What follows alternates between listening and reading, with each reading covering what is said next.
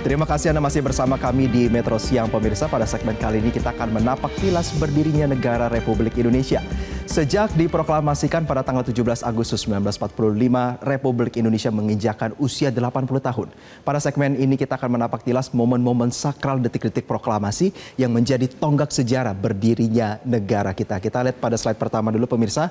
Jadi rentan peristiwa yang akan kita ulas hari ini adalah sekitar pada tanggal 15 Agustus hingga 18 Agustus 1945, di mana pemirsa pada tanggal 15 Agustus 1945 golongan pemuda bernama Sultan Syahrir melalui siaran radio internasional pada tanggal 15 Agustus mendengar kabar bahwa pada tanggal 10 Agustus sebelumnya Jepang ini telah menyerah kepada sekutu pasca insiden bertubi-tubi, mulai dari pengeboman Hiroshima pada tanggal 16 Agustus, disusul Nagasaki pada 9 Agustus, dan juga yang paling penting adalah deklarasi perang oleh Uni Soviet pada 8 Agustus. Sehingga peristiwa-peristiwa tersebut ini mengakibatkan turbulensi domestik yang sangat menghantam stabilitas Jepang.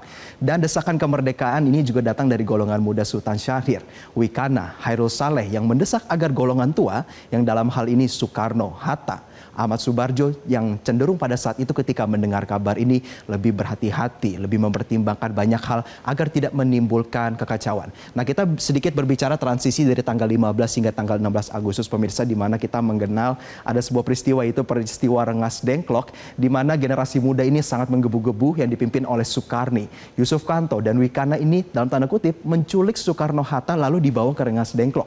Dan ketika diculik untuk dibawa ke Rengas Dengklok itu, tujuannya sebenarnya daripada generasi muda ini agar para generasi tua ini tidak berada di ibu kota pada saat itu Jakarta dan tidak dipengaruhi oleh Jepang dan segera memproklamasikan kemerdekaan.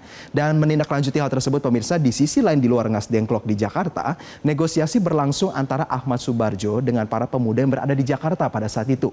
Dan pada saat itu negosiasi berlangsung, akhirnya Ahmad Subarjo beserta representasi pemuda yang ada di Jakarta ini menjamin bahwa pada tanggal 17 Agustus kemerdekaan Indonesia akan diproklamasikan.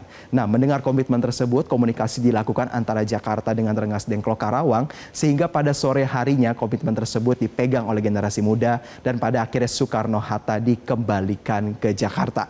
Nah, perundingan dan perumusan teks proklamasi ini pemirsa dilakukan di Rumah Laksamana Maeda, seorang perwira Angkatan Laut Jepang yang pada saat itu diyakini sebagai tempat paling aman.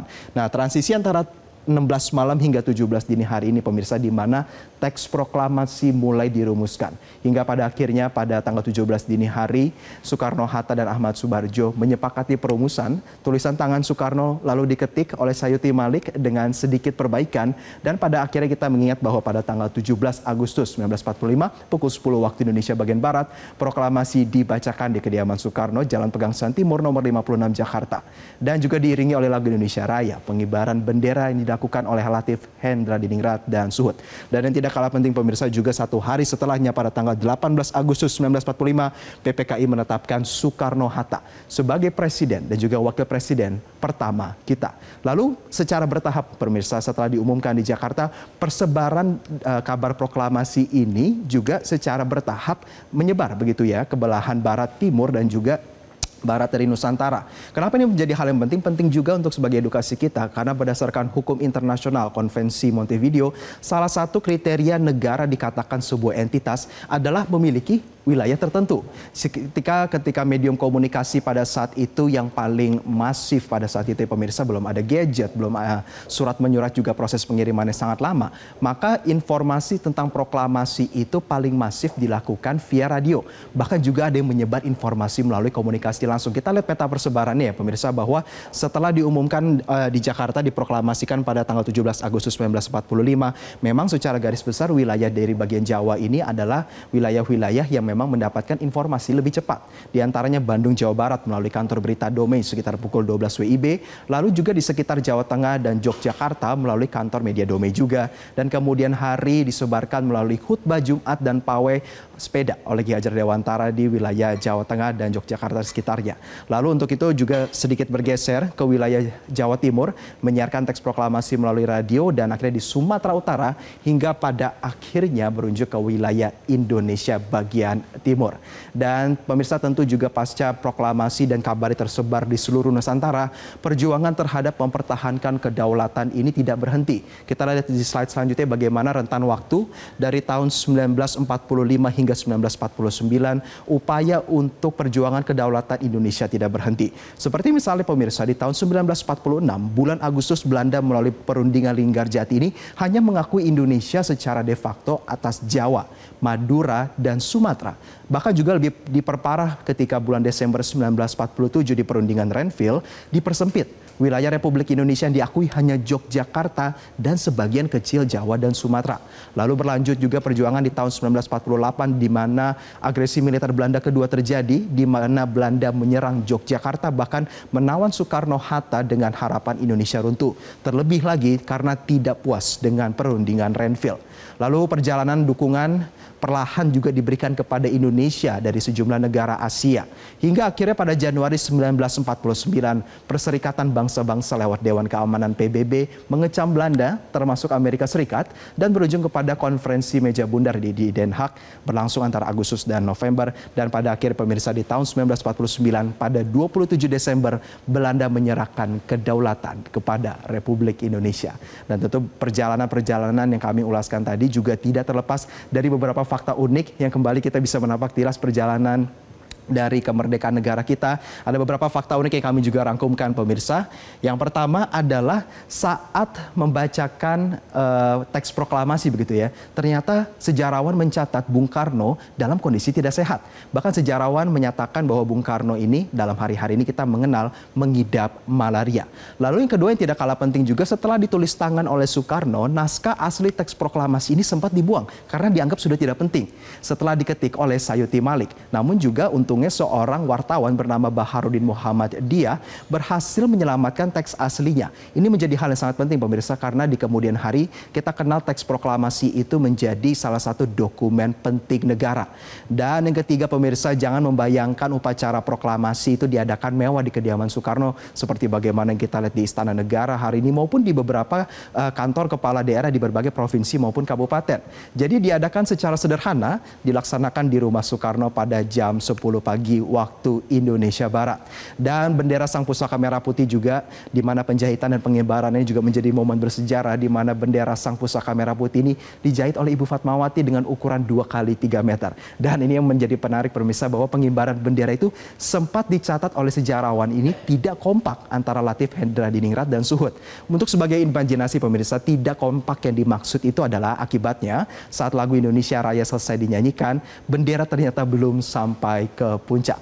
Dan fakta unik yang terakhir pemirsa, bahwa pada 17 Agustus 1945, walaupun kita tadi mendengar cerita bahwa ada desakan maupun dorongan daripada generasi muda untuk segera memproklamasikan kemerdekaan Republik Indonesia. Meski akhirnya diproklamasikan pada tanggal 17, ternyata tanggal 17 Agustus 1945 itu tidak dipilih karena kebetulan. Soekarno meyakini tanggal tersebut adalah tanggal baik. Dan kita juga lihat pemirsa bahwa selama perjalanan detik-detik proklamasi ini, kita merangkum beberapa peran dan juga tokoh-tokoh menarik yang berada di sepanjang perjalanan upaya untuk proklamasi.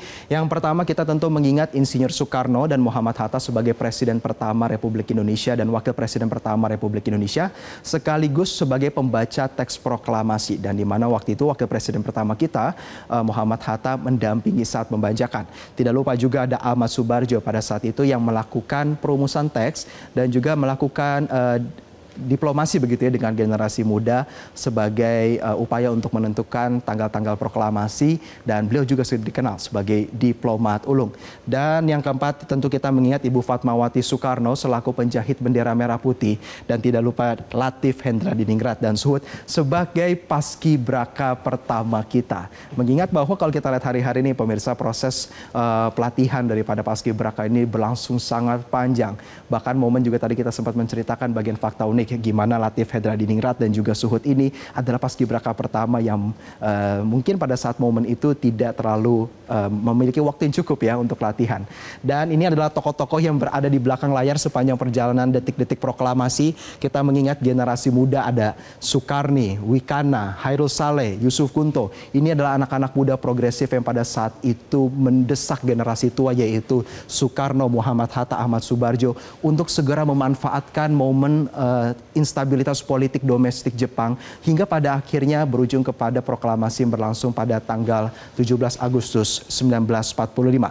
Sayuti Malik, pemirsa, sebagai pengetik dan juga beberapa sejarawan mencatat bahwa tidak hanya mengetik tetapi juga Sayuti melakukan pembenahan terhadap diksi redaksional daripada naskah proklamasi itu juga menjadi fundamental daripada dokumen penting negara. Dan yang ketiga adalah BM Dia, pemirsa, kami juga tadi sedepat menceritakan bahwa BM Dia yang menyelamatkan naskah asli proklamasi sebagai dokumen penting ke negara.